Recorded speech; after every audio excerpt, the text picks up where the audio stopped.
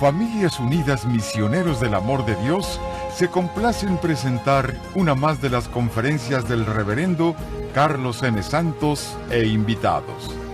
Dispónganse a participar y disfrutar de estos mensajes de crecimiento espiritual, formación humana y superación personal. Déjense por favor inspirar esta tarde por la vida de Francisco. Déjense tocar. Hoy en mi oración hice algo. En la tarde estaba haciendo oración al preparar este tema. Y me puse a orar y a platicar con Francisco de Asís. Casi nunca hago eso, qué curioso. Me inspira mucho él. Me da mucha luz, pero nunca hablo con él. Yo no sé por qué. Nunca lo había pensado, ni sí ni no. Y esa tarde me puse un rato a platicar con él. Y sentí su compañía. Sentí su presencia. Sentí su cariño. Y sentí su gusto porque estamos meditando sobre él. Sobre el amor que le tiene a Dios. Y le pedía yo algo a Francisco. ¿Sabes qué, Francisco? Ayúdanos a amar a Dios como tú lo amas. Como tú lo hacías y lo haces. Enséñanos. Le decía a Francisco, ¿por qué no nos enseñas a enamorarnos de Dios como tú lo hacías? Hoy vamos a ver esa etapa de Francisco. El Francisco más enamorado que nunca. Enamorado. Ha pasado, vimos en su vida por altos y bajos, por muchas cosas, peripecias. Y la última vez meditábamos cómo estaba el pobre desolado después de años, le duró muchos meses estar esa desolación por su conflicto que tenía con los hermanos que querían manipular y controlar la orden. Y cambiar las cosas que él había establecido, las querían cambiar, hacerlas de otra manera, como ellos pensaban que era mejor. Y era una estira y afloja constante entre Francisco y los intelectuales de la orden. Y entre esos había obispos, había cardenales, había gente que estaban en contra de lo que Francisco quería. Y a lo mejor los dos estaban uno en cada extremo. Francisco en el extremo quizá de la rigidez un poco. Y los otros en el extremo de la laxiedad, de dejar que todo pase fácil y que no tomar mucho compromiso con Dios. En fin, había dos extremos allí y la clave era encontrar el medio. La última que vimos a Francisco le pierde la regla que escribió. La regla es los documentos de cómo se va a regir la orden. Se la hacen perdediza, se la queman. Cae en una depresión tremenda Francisco. Llega un momento que dice, ya no puedo, Señor, ya es demasiado, ya. Y está en la peor desolación y tristeza y angustia cuando viene una mujer que Dios le puso en su vida. A darle luz, a darle esperanza y sobre todo a repetirle a él lo que él mismo le había enseñado a ella, a Clara. Y ahí vino su liberación de Francisco. Y viene la última etapa de Francisco, la que vamos a ver ahora. Los momentos cuando ya por fin escribe la regla última y entrega todo. Deja todo. Se desapega de todo. Dice, ya estuvo bueno, Señor, ya hice lo que tenía que hacer. Ya no voy a estar peleando más, ni con nadie, ni con la gente, ni con nadie. Ahí te dejo todo en sus manos. Cuando Francisco hizo eso, por fin, porque lo había hecho y no hecho. Así somos los humanos. Sueltas algo que te está atormentando y que Dios te pide que lo sueltes y luego lo vuelves a agarrar. Vuelves a soltarlo y lo vuelves a agarrar. Y a veces son cosas buenas. No son cosas malas, apego a la familia, apego a un trabajo, apego a cosas materiales, que no necesariamente son malos, pero el apego es lo que está mal. El día que le dices a Dios, Señor, ok, todo es tuyo, haz y deshace como te dé la gana. Crea y destruye y ya no peleo más. Dime qué hago, pero no voy a luchar en contra de lo que tú mismo estás queriendo o permitiendo. El día que le dices eso a Dios, descansas. Pero prepárate porque van a seguir las batallas, el enemigo ya sabe tu punto flaco. Pero cada vez es menos la intensidad de la tormenta, cada vez te hace menos. La gente que ha pasado por muchas tormentas cada vez finca más fuerte su casa. La primera casita que tenías espiritual era de paja, como la del cochinito que hizo la casa de paja. Vino un lobo y le sopló. El lobo es el diablo. Le deshizo la casita de paja, pues se lo llevó para comérselo. Pero cuando tú vas en el caminar con Dios, cada tormenta que te llega, aunque sea más fuerte, se te hace menos fuerte. Cuando vas en el caminar con Dios, llega un momento en que tu casa la has fincado o Dios la ha fortalecido tanto ya en ti, la casa de tu espíritu y tu alma, que ya la peor de las tormentas ni siquiera te sacude, mucho menos te tumba.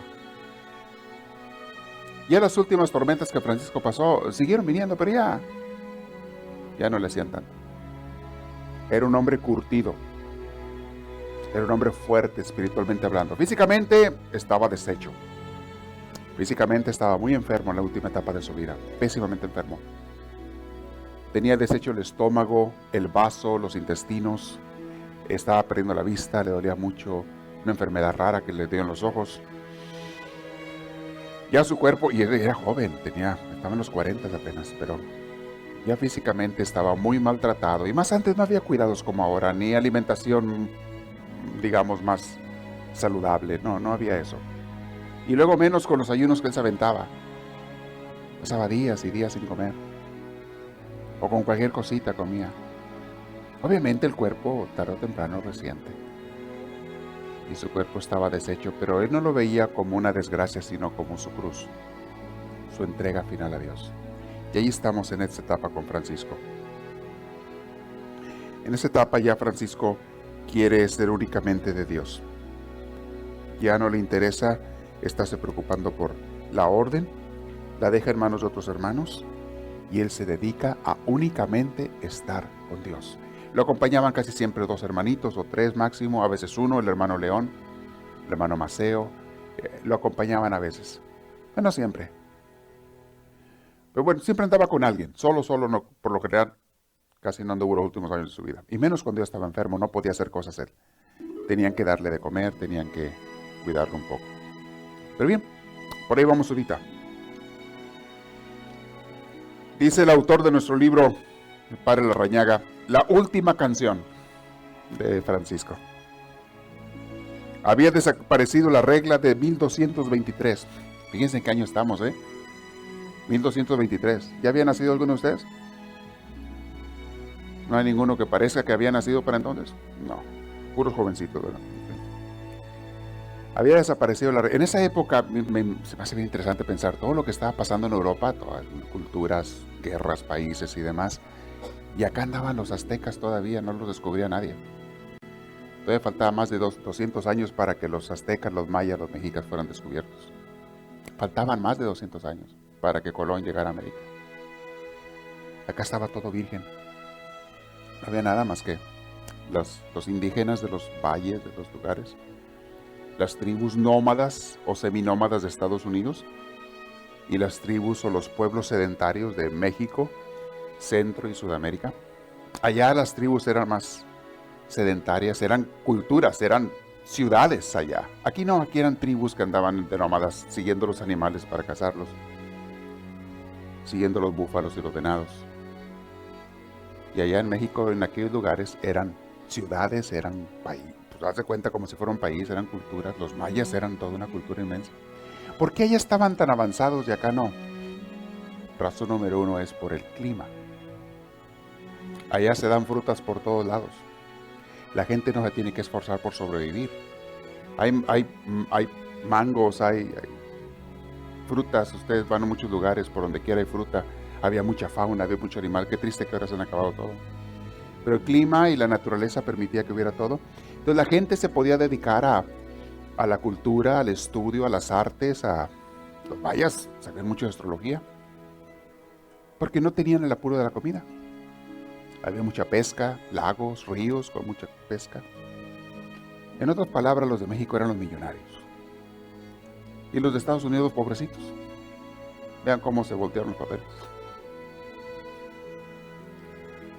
Pero en fin, eso no es tema de Francisco. Ese es un breve paso histórico Estudio de historia. Muy bien. Había desaparecido el manuscrito de 1223. Era necesario redactar otra vez esa regla. Entonces Francisco tomó a Fray León y a Fray Bonicio y subieron de nuevo a las boscosas cumbres alturas del Fonte Colombo, una montaña donde él le gustaban a Francisco mucho las montañas. Y como hay muchas en Italia, le gustaba ir a las montañas y cada montaña tenía un significado para él. Y se metía entre las grutas o hacían chozas allá de ramas y se pasaba semanas él allá, en oración, en meditación, o en este caso escribiendo la regla. Entre ayunos y oraciones acabó Francisco por redactar la llamada regla definitiva, por fin. En cuanto al fondo mismo, Francisco mantuvo la humildad, la sencillez que tenían que vivir los hermanos. La pobreza absoluta sigue de pie. Los hermanos deben ser pacíficos y humildes y abstenerse de juzgar a los demás. Les ponía eso claro. El medio normal de sustento va a ser el trabajo. Ya no va a ser tanto el pedir limosna, sino el trabajar. Y solo en caso de necesidad acudirán a la limosna. No poseerán casa o cosa alguna. Claro, esa fue la regla de Francisco, pero ya después lo cambiaron. Si tenían después propiedades y todo, pues porque era necesario que tuvieran un lugar donde vivir y demás, y porque la orden creció mucho. Pero en fin, después de un trámites acá en Roma, la regla fue aprobada por el Papa Honorio III el 29 de noviembre de 1223. Noviembre, fíjense, está empezando apenas, va a empezar el invierno. 1223. Francisco había terminado la peregrinación doliente y transfigurante. Dios le levantó su mano.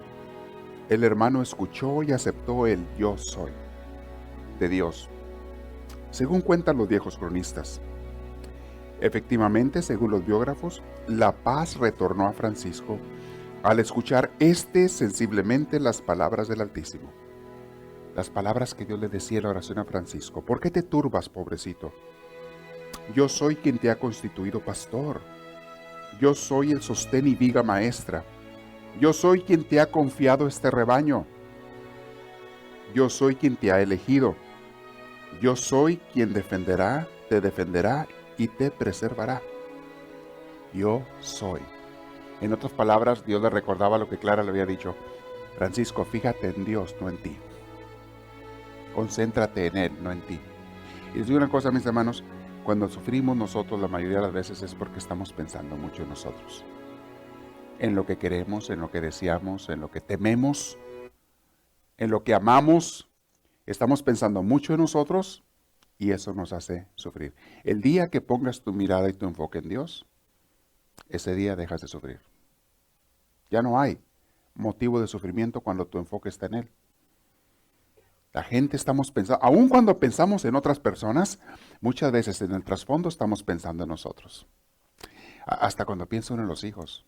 Sí amas a los hijos y eres capaz de dar hasta la vida por ellos, pero ¿por qué? Porque a ti te hace feliz, te hace sentirte realizado, realizada, hacer eso por tus hijos. Es más, te sentirías mal si no hicieras eso por tus hijos. Sí es amor, sí hay amor. Pero también hay mucho consciente o inconscientemente pensar en mí mismo. ¿Por qué sufre muchas veces la gente cuando un hijo no lo quiere o no la quiere? Pues porque en realidad estoy pensando en mí. ¿Por qué no me quiere mi hijo o mi hija? Estoy preocupado por él, por ella. Según yo sí, pero la verdad es que a lo mejor no tanto. Estoy preocupado porque no me quiere a mí. En fin. Hay muchas cosas, pero el día que te enfocas en Dios totalmente, mis hermanos, desaparece ese dolor mortal que la gente tenemos, que sufrimos por nuestros apegos. El hermano no se desprendió de sí mismo, dio el salto mortal, o sea, más que eso todavía, más que desprenderse de sí mismo, dio el salto mortal y aceptó profunda y felizmente el Dios es, y basta, que vimos al final del capítulo anterior. Quedó libre de toda turbación y tristeza. La desolación desapareció. Desde ese momento, Francisco de Asís es casi un ciudadano del paraíso. La etapa que sigue de Francisco, mis hermanos, ya es un Francisco místico. De hecho, es cuando le suceden cosas muy hermosas a Francisco, en cuanto a su relación con Dios. Su tarea con los hermanos ya había concluido. Salvo de darles ejemplo y orar por ellos, era todo lo que tenía que hacer. Un día le dijo al hermano León, ya siento que la muerte viene. Ya siento que me toca irme. Y me siento feliz por ello. ¡Qué felicidad! Pronto mi Dios será un río de miel que llenará las 1000 bocas de mi alma. Necesito paz, hermano León. Necesito prepararme para el gran paso. Vamos a volver a las montañas. En los primeros días de diciembre, ese mismo invierno que estamos hablando, Francisco, León y Ángel salieron de Roma y emprendieron el viaje hacia el Valle de Rieti. Si se acuerdan, ese Valle de Rieti era un valle majestuoso, donde él había tenido antes la primera inspiración de formar la orden. Era muy simbólico para él. Francisco avanzaba rápido y alegre, a pesar de estar su cuerpo herido de muerte. Tenía deshecho el estómago, el vaso y los intestinos, y la extraña enfermedad de los ojos contraída en el oriente le causaba agudísimos dolores. Y Francisco exclamaba: oh, el alma humana, casi es omnipotente. Si piensas en Dios hasta llorar, hermano León, no hay fatiga, ni nieve, ni enfermedades. El alma es una centella de Dios. Descansaron durante un día en una aldea. El hermano se subió al campanario de la iglesia y pasó el día entero acurrucado junto a la pared, sumergida su alma en el mar de Dios. Se subió, llegaron a una aldea, se subió a la torre de la iglesia, en el campanario, y en un rincón ahí se quedó él solo, y era lo que él pedía: déjenme solo, simplemente quiero estar con Dios. Se acurrucó en un rincón, contra la pared, se tiró en el suelo, dobladas, cayó sobre sus rodillas, se sentó sobre sus talones y se recargó contra la pared, y ahí se quedó todo el día, en pura presencia de Dios y con Dios, ansioso, deseoso, hambriento, sediento de Dios. Cuando estás en una situación así, mis hermanitos, ese es un llamado tremendo del Espíritu Santo que le hace a algunas gentes que han caminado o que lo buscan mucho a Dios. Hay momentos en que sientes una sed de Dios, que todo lo que quieres estar es, no importa en qué rincón, pero donde nadie te distraiga, donde nada ni nadie te interrumpa. ¿Hasta dónde se subió Francisco? Hasta el campanario, con tal de que nadie lo alcanzara. Claro, había escaleras y todo, pero les dijo a los hermanos: ni se suban, quédense ahí abajo, por favor. Déjenme estar con Dios. Los hermanos se fueron mientras a pedir alimentos por las casas. Por mucho que insistieron, no consiguieron convencer a Francisco para que comiera. Él quería estar en ayuno, y no probó bocado durante aquel día. Entonces los hermanos le decían: Francisco, ten piedad de ti mismo. ¿No dices tú en la regla que nos debemos cuidar unos a otros como una madre a un niño? ¿Por qué no te dejas cuidar? Mira, te fuimos a conseguir comida, come algo.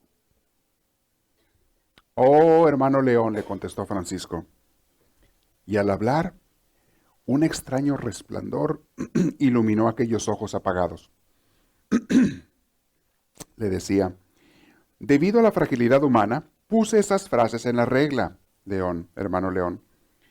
Pero si nos arrojáramos desnudos en el mar de Dios, no haría falta ninguna madre que nos cuidara.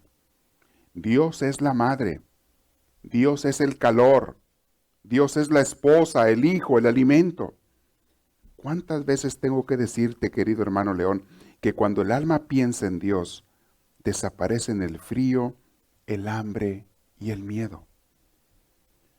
Oh, no se puede creer. En este día Dios me ha dado más calor que un fogón y más ternura que una madre.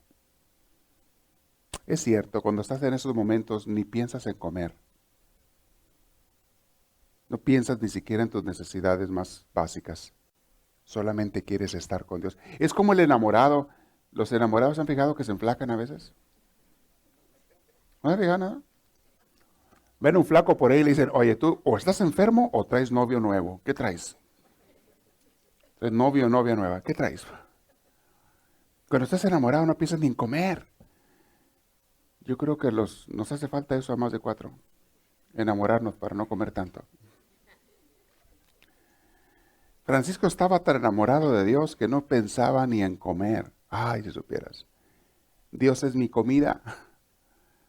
Dios es mi amor. Dios es todo. Estaba así Francisco. Si tú supieras León y Ángel estaban sumamente conmovidos cuando oían esas palabras de Francisco y captaban esa energía, ese amor tan grande que sentía por Dios. Quedaban conmovidos. Entonces los tres se pusieron en una oración larga. Al final se arrodillaron León y Ángel ante el hermano. Este les impartió una prolongada bendición. Es difícil imaginar tres hombres más felices en este mundo. Salieron del pueblo y siguieron ascendiendo. Al mediodía llegaron al Fonte Colombo, hacia una de las montañas. Ahí estaba una señora, que ya conocían antes porque había estado antes Francisco allí, también en sus retiros. La señora Columba se llamaba, a quien le decían de cariño la madre. Le decían de cariño. Ella se alegró muchísimo de la llegada inesperada de los hermanos, porque no los esperaba. Y conociendo los deseos de Francisco y siguiendo sus indicaciones, la madre, o sea, Columba, había construido una choza con ramas y barro. Al ver la nueva morada de los hermanos, Francisco exclamó: "Este es el verdadero palacio de la pobreza. Bendita sea nuestra madre Columba". Acuérdense que venía de pelear con aquellos que estaban haciendo edificios y él decía: "No, queremos vivir en casas de chozas, de ramas". Esta madre Columba, sabiendo, le hizo eso ahí cerca de su casa a Francisco. Francisco estaba feliz. Francisco pasó aquí esta vez 2 semanas, en completa soledad. Se levantaba temprano, bajaba por la pendiente peligrosa cubierta de nieve. Estamos en invierno en Italia, en las montañas de Italia. Bajaba. Allí en ese lugar donde él se iba a la concavidad, a esa gruta donde él antes había escrito la regla, y allá se pasaba todo el día. Manifestó el deseo de no querer recibir visitas. Les dijo: "No quiero recibir a nadie, por favor. Ni siquiera vengan a traerme comida, ni siquiera". Los hermanos respetaron sus deseos. Fueron días de paraíso para Francisco. Delante de sus ojos veía un castaño que estaba vacío, allí. "Y así está mi alma", decía Francisco. Pensaba el hermano, desnuda, libre, así como esa planta, como ese árbol. Ya no tengo nada, pues Dios es y basta. No importa que yo no tenga nada. Porque en ese momento, mis hermanos, Francisco ya no tenía nada, ni siquiera la orden religiosa que él había formado. Y decía él: "Estoy como ese árbol pelón sin hojas, pero solamente tengo a Dios y no me hace falta nada más. Con eso es más que suficiente". Puse algunas notas aquí. El trabajo de Francisco fue lanzar la obra franciscana, después entregarla y volver a donde él empezó, a solas con Dios. Le tomó tiempo darse cuenta y desprenderse de ella, pero cuando lo hizo, su vida de Dios y su vida se llenó de Dios y de gozo de ahí en adelante. Francisco prácticamente había cumplido con su misión en la tierra y Francisco no sabía lo que esto iba a dejar. Fíjense que casi 800 y tantos años después, ustedes y yo estamos aprendiendo de Francisco. Para que vean, él no se imaginaba eso, todo lo que iba a pasar. Ya han pasado más de 800 años y Francisco ha sido inspiración para miles y miles de gentes, por su amor a Dios más que nada y su desprendimiento de las cosas materiales. La blancura de la nieve, el azul del cielo, la potencia de las montañas y la bronca fuerza de las tempestades le recordaban a Dios.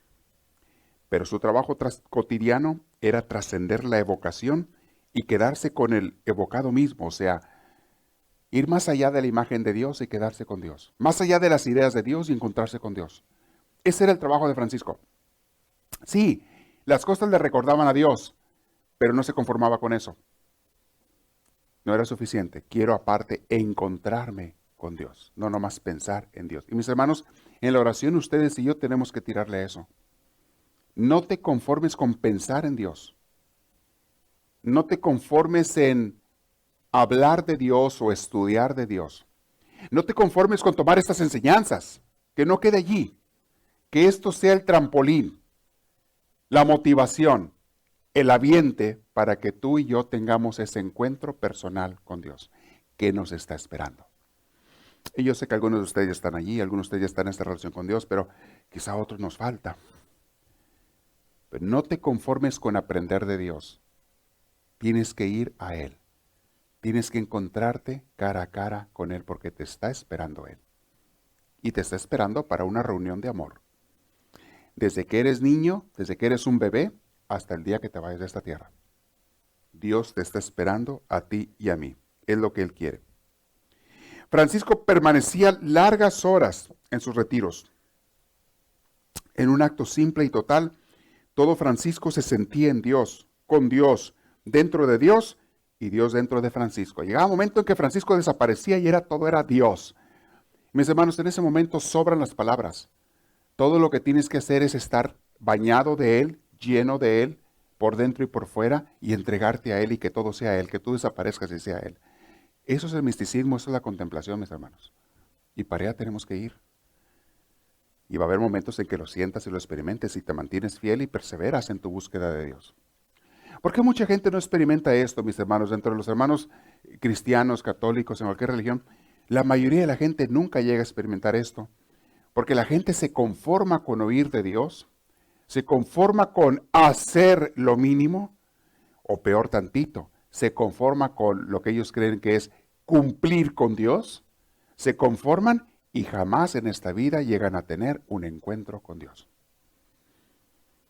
El día que lleguen al cielo, si no fueron personas malas, muchas de estas personas van a decir o vamos a decir, qué bárbaro, qué desperdicio de mi vida. Qué tonto fui. Pude haber tenido una vida llena de Dios, pude haberlo hecho feliz a Él estando yo en la tierra y haber sido feliz yo también, claro. Pude haber complacido a Dios toda mi vida y nunca lo hice. Por estar yo siempre pensando en otras cosas, en las cosas del mundo, en cosas que allá se quedaron, que ni me traje al cielo.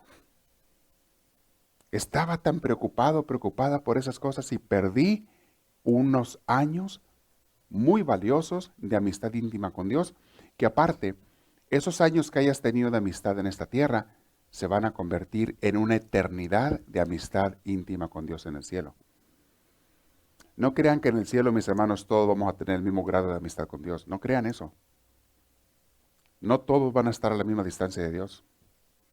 Va a depender qué tanto tú lo buscaste y te entregaste en esta tierra. Esa es la amistad que vas a hacer con Él allá. Para siempre. Para la eternidad. Cuando te pones a meditar en eso es muy impresionante. Y te lo dicen los santos y los místicos. ¿Cómo? Lo que yo haga en esta tierra va a contar para toda la eternidad. Exactamente. Santa Teresita del Niño Jesús lo ponía, como les he explicado muchas veces, con el ejemplo de los vasitos y las copitas. Cada quien es un vaso. Y según el grado de amistad que hayas tenido con Dios en esta tierra, es el tamaño de tu vaso con que vas a llegar al cielo. Algunos van a llegar al cielo con un vasito que parece esos de las muñecas de las niñas, que son las tacitas que juegan, así van a llegar al cielo con una tacita. Van a ser una tacita de esas de plastiquito así chiquitas. ¿Las has visto? Tienen la casita así chiquitita ahí para jugar la casita y unas tacitas que las he visto yo del tamaño de de la punta de un lápiz o no sé qué. Tacitas chiquititas así minúsculas, que las niñitas juegan con esas tacitas.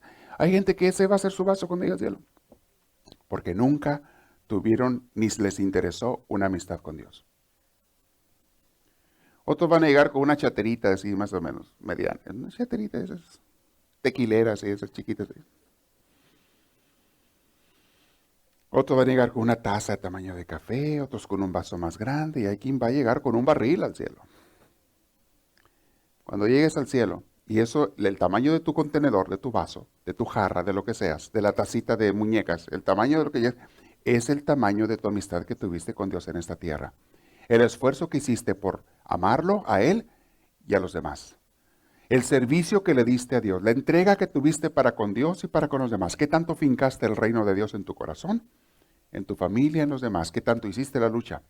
Ese es el vaso que vas a llevar al cielo. Cuando llegues al cielo, tu vasito va a estar vacío. O tu vasote, lo que lleves. Y Dios te lo va a llenar de Él mismo. Te va a decir, ven, déjame llenarte. Y te va a llenar de Él mismo hasta que se rebose tu vaso. Hasta que te hartes de tu vaso. Y vas a estar lleno de Dios por toda la eternidad, pero a la capacidad del tamaño de tu vaso. Si es una tacita de muñequitas, eso es todo lo que vas a tener de Dios en toda la eternidad. Y Dios te va a decir, hey, yo aquí estoy, te doy todo lo que quieras, pero tú ya no puedes aguantar más. Tú ya no agarras más porque estás muy chiquito.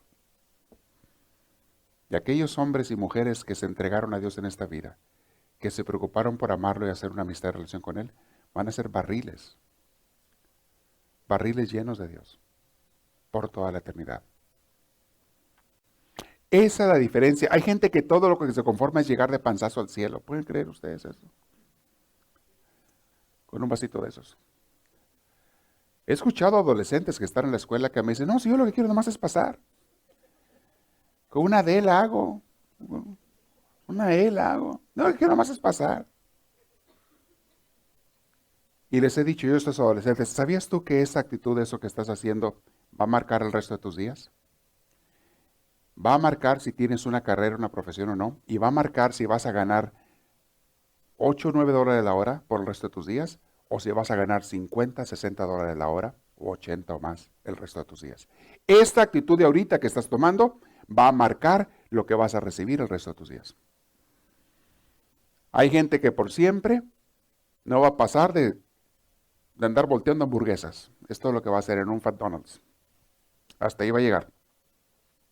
Con un empleo del salario mínimo. Y las horas que te quieran dar y te corren la hora que les da la gana. Y a buscar otro lado. Y hay otra gente que va a ser capaz de tener empleos mucho más serios. Pero solamente los que se esforzaron, los que hicieron la lucha, los que le batallaron. Algunos con estudios, otros con trabajo. Hay quien se esfuerza con el trabajo, no siempre son los estudios.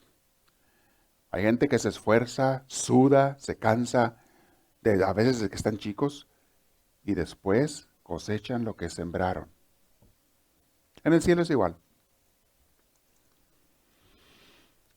En fin, creo que entendemos el significado de esto, muy interesante, pero Francisco estaba enamorado de Dios y el estar oyendo de Él debe de inspirarnos a llegar a Él.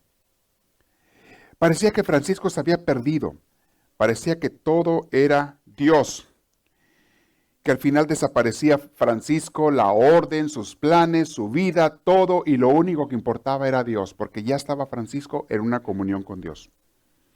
Entraba de nuevo en la gruta, se acordaba de los hermanos, de cada uno de los hermanos de la orden, se acordaba, y los ponía en las manos del Padre Celestial.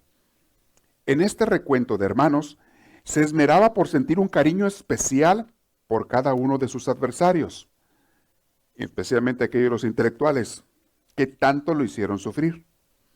Y si alguna vez le surgía de improviso alguna coraje contra un hermano opositor, al instante se reconciliaba hincándose en el suelo y besando 3 veces el piso, la tierra, pidiéndole perdón y purificación a Dios.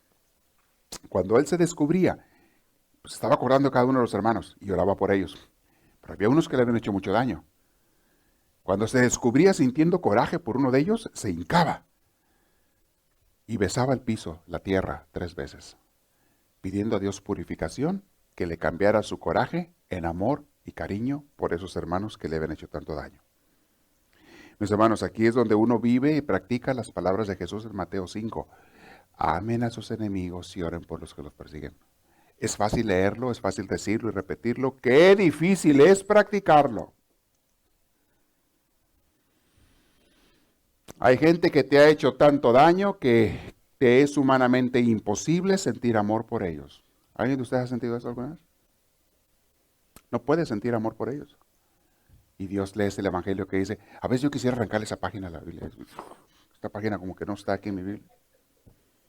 Pero que no se den cuenta que le arranque esa página donde dice Dios, amen a sus enemigos.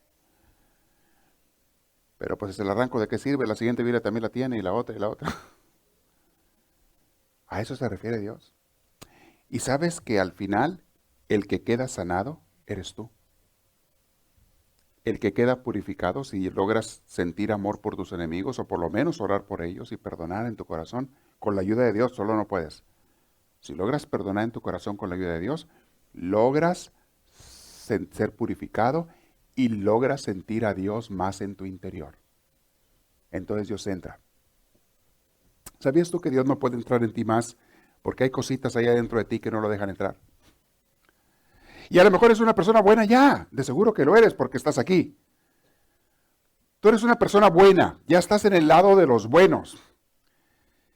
Pero muchas veces si tú no sientes más de Dios en tu vida, en tu corazón, si no sientes más su presencia, si no captas más su cariño, es porque hay cosas adentro de ti que todavía tienes que echar fuera. Dios no entra donde hay cosas que a Él no le agradan. Y te repito, y ya estás del lado de los buenos. Ya estás del lado de los que van al cielo. ¿Pero a qué grado? ¿Quieres más de Dios?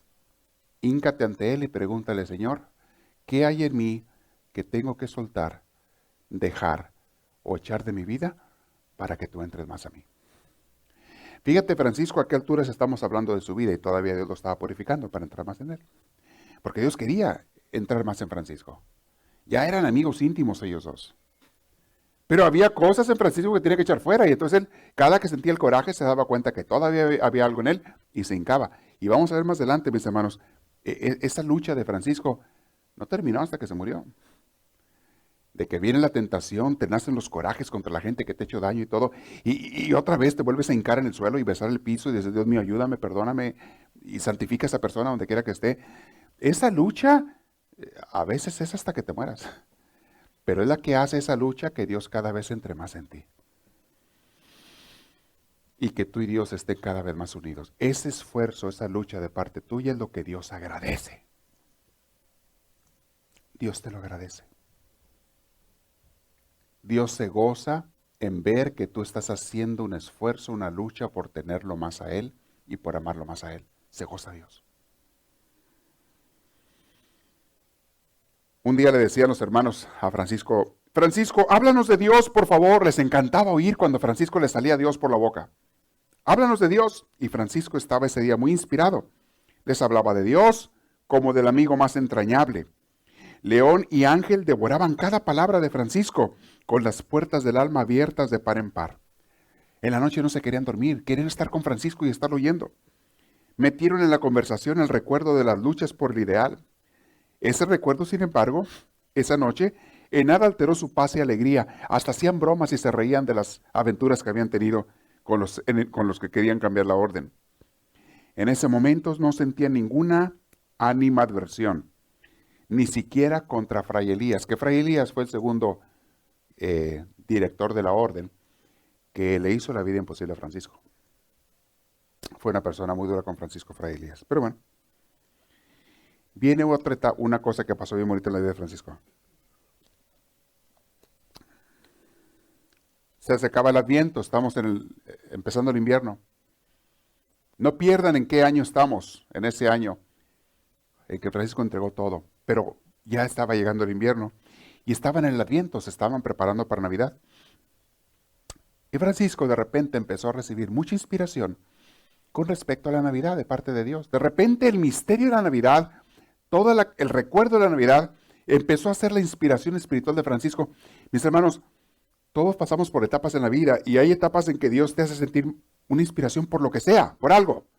Puede ser los hijos, puede ser un inspiro divino, una inspiración divina, o una inspiración divina que tiene que ver con, como a Santa Teresa de Ávila le pasaba mucho con la muerte de Jesús, o otras veces con el niño Dios, como en este caso, o otra vez. No importa, Dios, el Espíritu Santo, va usando cosas para irte inspirando en tu vida. Y a veces es una cosa, a veces otra. A veces te repite algo que hace años te había dado, pero de manera diferente viene. La cosa es que la aventura con Dios es algo nuevo cada día, mis hermanos. Nunca es lo mismo. Y Dios siempre te hace inspirarte con algo. Repito, eso es para los que van caminando con Dios, que yo quiero que todos ustedes vayan. Y yo tengo esperanzas en que sí, porque por eso están aquí esta noche. Y te está inspirando Dios con una cosa en tu vida. Y a lo mejor a otro con otra, pero pasa algo bien bonito. Cuando tú estás siendo inspirado por Dios en una etapa de tu vida, y bueno, en cada etapa te inspira con cosas diferentes, mientras camines con Él o hagas la lucha. Cuando tú estás siendo inspirado por Dios, de repente te vuelves en contagiador de los demás. Como la gripa. Empiezas a contagiar esa inspiración a los demás. La gente que está inspirada inspira a otros. La gente que está enamorada de Dios mueve a otros a enamorarse de Dios. Francisco empezó a sentirse mucho y le dice, hermano León, le dice el hermano León, si Dios tuviese alma se llamaría paz. Dicen que la salud comienza a apreciarse cuando se ha perdido. Yo perdí la paz. Por eso al recuperar la hora, sé lo preciosa que es. Pero sería avaricia retenerla para saborearla solo nosotros, hermanos. Vamos al mundo a sembrar la paz. De repente dijo, ¿sabes qué? Ahora no quiero estar encerrado en una cueva. Ahora no quiero estar aquí. ¿Sabes qué? Vamos ahora a llevar esto a los demás. ¿Te fijas? Pasamos por etapas. Más después, Francisco va a volver a sentir la necesidad de encerrarse en otra cueva. Pero vas por etapas. Y se llenaba y luego salía a dar. Y luego se iba a rellenar y salía a dar. Y así es en el camino con Dios. Entonces dijo, vamos a predicar. Salieron y avanzaron y llegaron a un pueblo que se llamaba el Grecio. Grecio es el pueblo. Los aldeanos, que ya sabían de Francisco, se alegraron mucho de su presencia. Y Francisco se fue a la plaza y empezó a predicarles y toda la gente se corrió la voz. Vengan, aquí anda el hermano Francisco, vamos a escucharlo. Salieron y se fueron a escucharlo. Y empezó Francisco a hablarles. Hijos míos, un niño es una criatura indefensa e inofensiva. Todo lo recibe gratis. Se le ama gratuitamente. Y saben, así estamos nosotros en las manos de Dios. Nos ama gratis, como un padre o una madre a su niño. El niño no tiene que pagarle el amor a sus papás. Los papás se lo dan gratis. Así Dios a nosotros. No te lo cobra.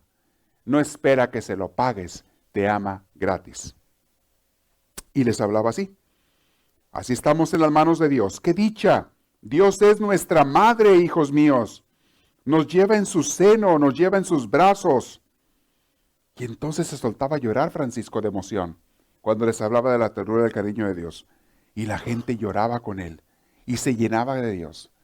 Cuando terminaba de hablar Francisco, la gente se regresaba a sus casas, pero con el corazón calientito. Traía a la gente su corazón calientito, sentían ternura, les daba ganas a la gente de reconciliarse unos con otros. Gente, a lo mejor parejas que estaban divididas, al haber estado escuchando a Francisco, se llenaban tanto de Dios que luego llegaban a la casa reconciliándose. Familiares que no se hablaban o vecinos con vecinos que tenían rencores, de repente decían, ¿sabes qué? Eso no importa. Vamos a amarnos y se acabó. Cuando tú quedas tocado de Dios a través de las palabras de un santo, de una santa, mis hermanos, te nace hacer el bien porque Dios está dentro de ti. Y quieres olvidar y abandonar el mal. Y así se iba la gente a sus casas. Ese día terminaron de predicar ahí en la plaza, la gente se fue y así iban ellos, pero un hombre, un caballero se acercó a Francisco. Todavía venía el hombre emocionado por la predicación de Francisco, que era una predicación muy sencilla, pero tan profunda, porque estaba tan enamorado de Dios. Vino este caballero y tomó a Francisco de la mano. Lo tomó y sin decir nada, se lo llevó a su casa, que estaba por ahí cerca.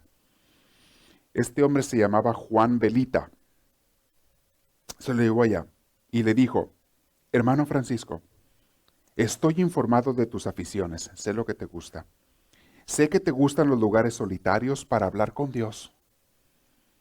Gustosamente te entregaría a ti y a tus hermanos aquel lugar que se ve allá al frente. Era un hombre rico, Juan Belita. Te entrego ese lugar. Y señaló con el dedo un lugar que estaba por allá. Él había preparado un lugar austero para que él pasara el tiempo que quisiera, con chocitas y demás. Una gruta. Hermano Juan, continuó Francisco, le dijo Francisco, hermano Juan, este año en que la paz ha regresado a mi alma, bendito sea Dios, me gustaría celebrar el nacimiento del Señor de una forma especialísima, le dijo a Juan Belita. Desearía evocar de una manera viva y realista los sufrimientos que tuvo que soportar el Señor por nuestro amor. Quiero representar lo que fue Belén, lo que fue el nacimiento de Jesús. Así pues, en la gran gruta del Roquedal de allá enfrente, la que me estás ofreciendo, le dijo Francisco, prepárame por favor un pesebre de verdad, de igual tamaño del pesebre en que comen las vacas y los caballos. Lleva también un buey y un asno, para que tengamos la impresión exacta de cómo sucedieron los hechos en la gruta de Belén. Anuncia este acontecimiento a los habitantes de Grecio, del pueblo, e invítalos a todos para la noche del 24, que estemos allí.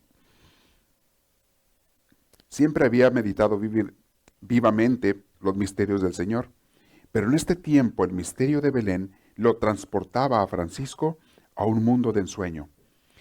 No solo había recuperado la paz, Lo que sentía por estos días, sin embargo, era más que paz y otra cosa que alegría. Era como si ríos de ternura irrigaran todo su ser. Sentía ternura por Dios, sentía ternura por el niño Dios, el niño de Belén, por la Sagrada Familia, José y María, por la gente, sentía mucha ternura.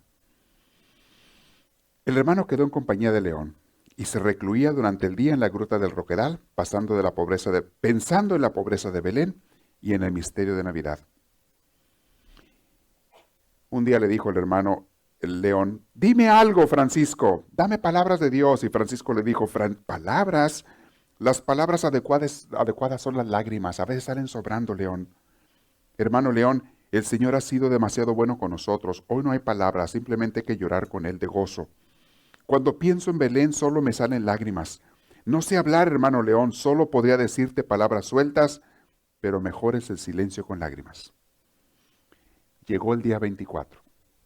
No solamente se invitó a la gente del Grecio, de ese pueblo, sino también a 2 monasterios que estaban cerca de franciscanos, los mandaron a invitar.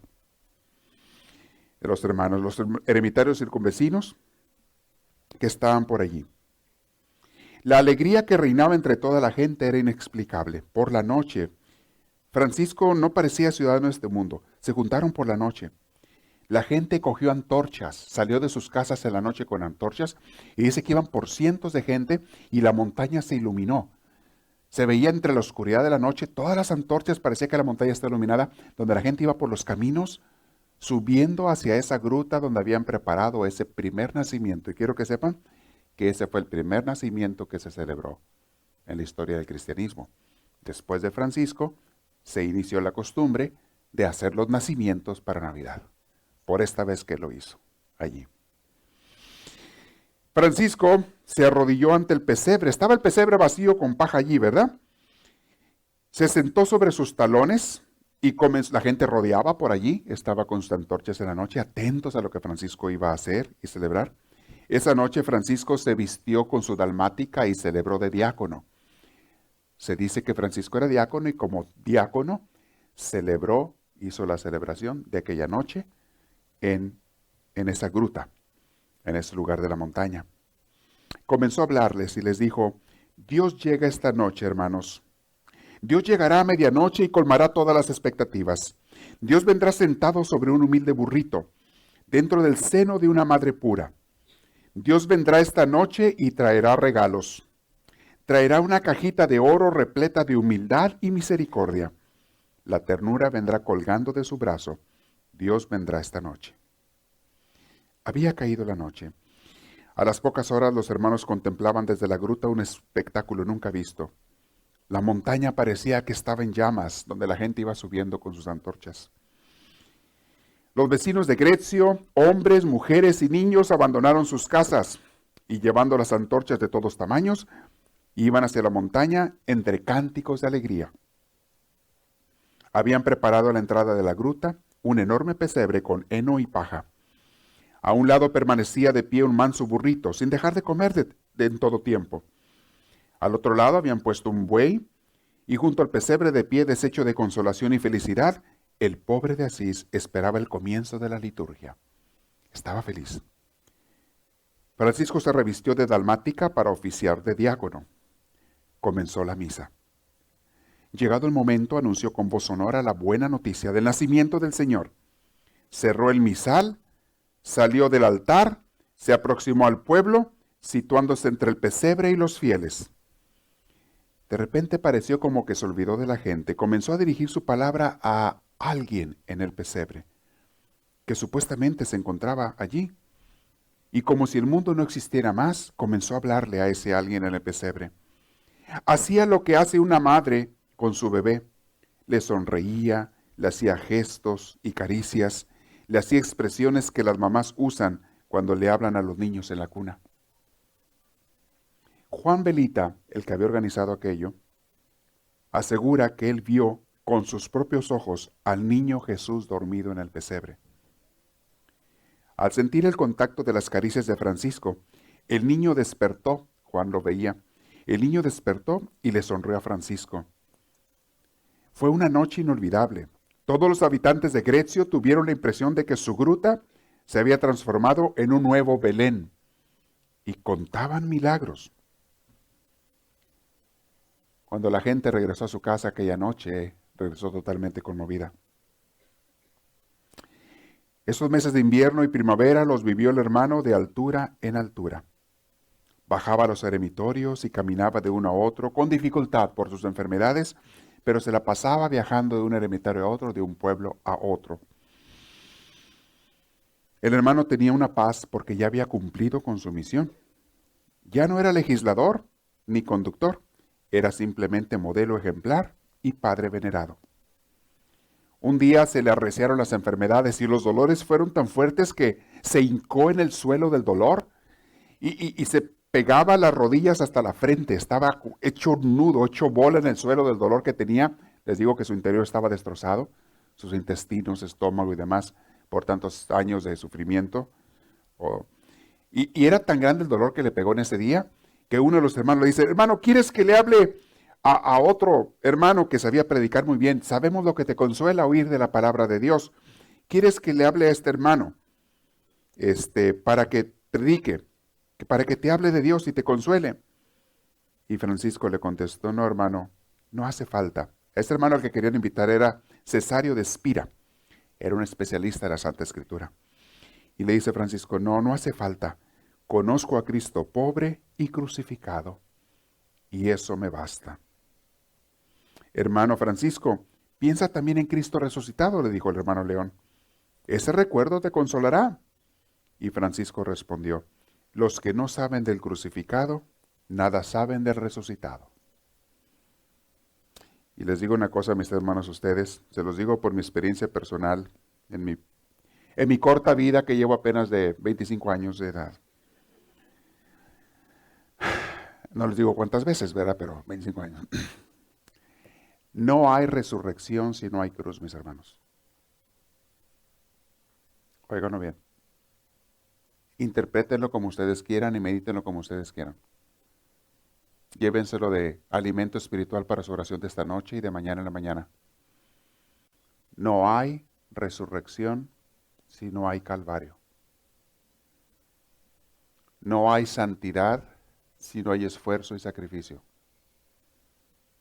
Es bien cierto lo que dicen los viejos dichos: el que quiera azul celeste, que le cueste. Todo lo bueno tiene que conseguirse primero. No es gratis. No se crean de esos predicadores que te dicen que sí es cierto que el amor de Dios es gratis. Por supuesto que sí. Sí es cierto que la salvación es gratuita. Por supuesto que sí. Sí es cierto que no tenemos que hacer nada para ganarla. Claro que sí. Pero si tú quieres tener una experiencia profunda de Dios, ya de más santidad, si tú quieres una amistad íntima con Dios y todo, vas a tener muchas veces que sacrificarte y pasar por penuria, sobre todo para quitar cosas que hay en nosotros que estorban a una comunión más plena con Dios.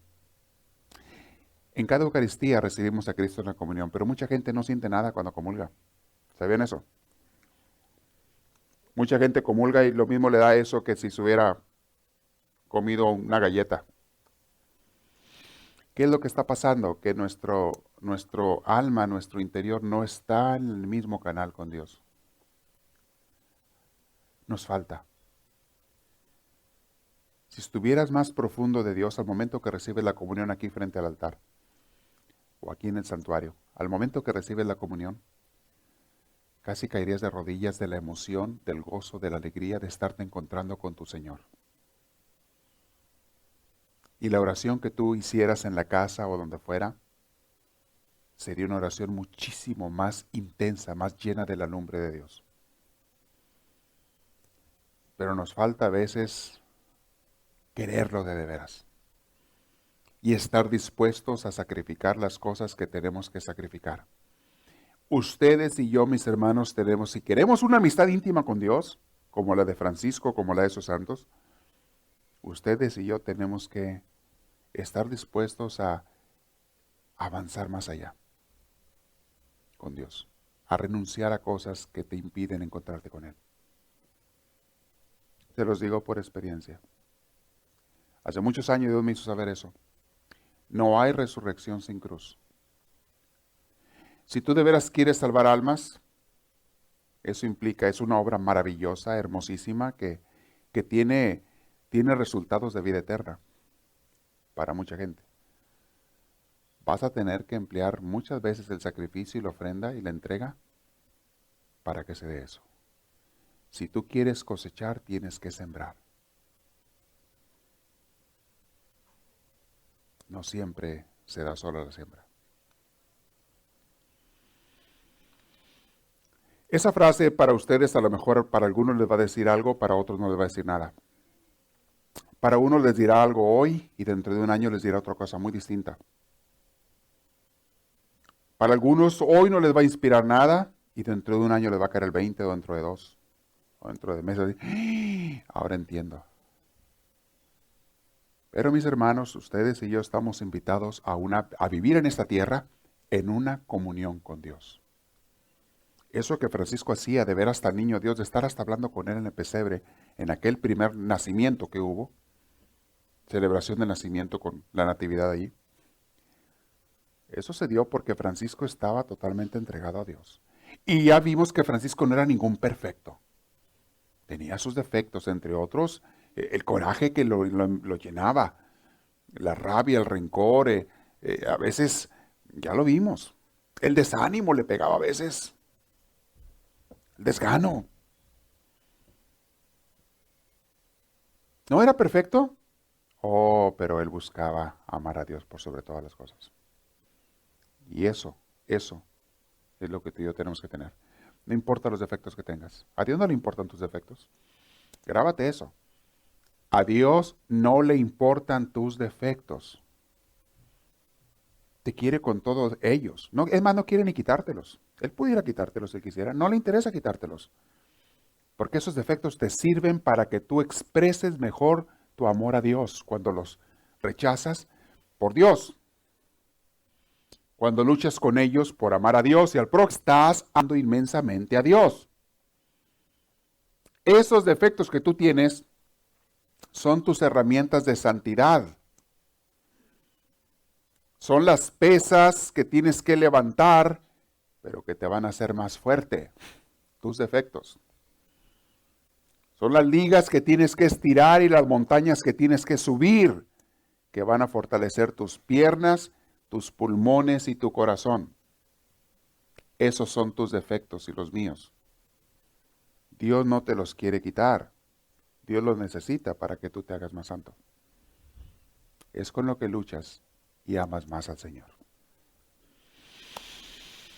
Vamos a llegar a la siguiente etapa de Francisco, cuando va ahora al monte Albernia, a otro monte. Viene una etapa muy, muy interesante de Francisco. Yo espero que estemos captando, me quedo en la locación 5526. Yo espero que ustedes y yo estemos captando el espíritu de esta enseñanza, mis hermanos. Si yo vuelvo a dar este curso, lo voy a dar muy diferente a como lo di hoy. Porque voy a estar viviéndolo yo en otra etapa de mi vida diferente.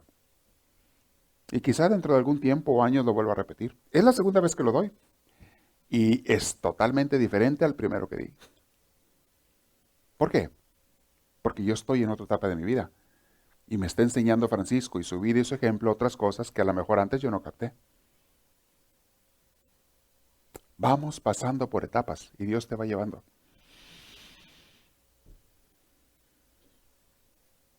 Si captamos el espíritu del caminar con Dios. Les estoy hablando de ascesis, les estoy hablando de... La ascesis es la ciencia del crecimiento espiritual, así como el fisicoculturismo. Un fisicoculturista es una persona que se va al gimnasio y se dedica a desarrollar su cuerpo. Y quiere hacer un músculo aquí y un músculo allá, y una fuerza aquí y una fuerza allá, y una forma aquí y una forma allá. Eso es el fisicoculturista. Existe lo mismo en el área espiritual, que es la ascesis. En la ascesis tú te dedicas a fortalecer, a corregir, a perfeccionar, a mejorar tu alma, tu espíritu, tu relación con Dios. Y no importa dónde estés, de ahí Dios te llega a ser una persona totalmente grande en el camino espiritual. No para gloria tuya, sino la de Dios. De hecho, tú vas a ser más humilde. Si de veras creces espiritualmente, cada vez vas a ser más humilde. Si de veras creces. Pero cada vez más parecido a Cristo. El objetivo, mis hermanos, de todo caminar con Dios es el estar luchando por parecernos más a nuestro Maestro Jesús, que es lo que Él quiere. Es lo que Jesús quiere.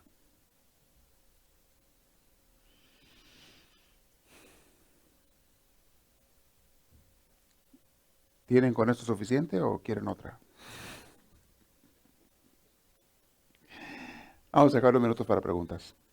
Si hay preguntas, levante la mano, le va a arrimar el micrófono.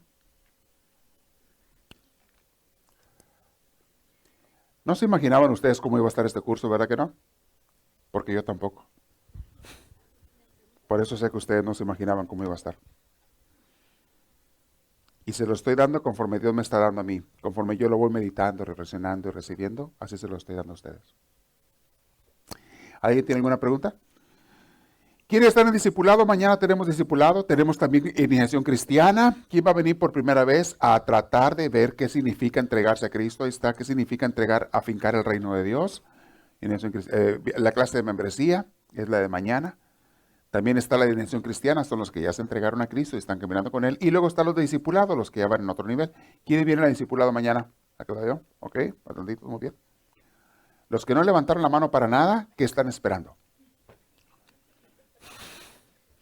¿A qué hora le van a decir que sí a Dios y van a dedicarse a afincar su reino? Su oportunidad está mañana a las 9 de la mañana. ¿No es así, Pastor Gerardo? Su oportunidad está mañana a las 9 de la mañana. Piénselo si van a amar a Dios o no. No se trata nomás de que, si en mi casa viendo la tele voy a amar a Dios. No. Así no. Hay que fincar su reino en tu corazón y en todo donde Dios pueda, y sobre todo en la iglesia. La iglesia es la familia de Dios, desde donde salen las luces y se dan los alimentos y salen las luces para fincar el reino de Dios allá afuera. Por eso Dios nos dio la iglesia. Para eso es. ¿Preguntas? ¿Nadie? Calladitos. ¿Llevan tarea para su casa? ¿Anotaron? ¿Quién tomó notas? Quiero saber quiénes son los inteligentes que toman notas. A ver, levante la mano. ¿Nada más? Ok. Los que se lo llevan en la cabeza, les aseguro que dentro de media hora no se acuerdan de nada. De lo que di, ni el 10% se van a acordar dentro de media hora. Y para mañana, sabrá Dios si ni el 10%. Nunca confíes en tu cabeza. Yo tengo toda mi vida estudiando y yo no confío en mi cabeza. Yo tengo que tomar notas. A la hora que voy a una clase, a una enseñanza, tengo que tomar notas. Esto que le estoy dando está lleno de notas. Vean cómo lo tengo todo rayado. Y le pongo más. Y ahí tengo muchas notas. Ahí sobre eso se escriben notas que aparecen en otro libro. No puede estar sin notas. Es lo que le hace a uno similar y aprender. Esperamos que esta reflexión les haya fortalecido en su progreso y crecimiento, tanto humano como espiritual. Para pedidos de CDs o más información, escríbanos a los Estados Unidos al P.O. Box 1000, Anaheim, California. Código postal 92815. Que Dios les bendiga y les conceda una vida llena de su gracia, su espíritu, su gozo y su paz.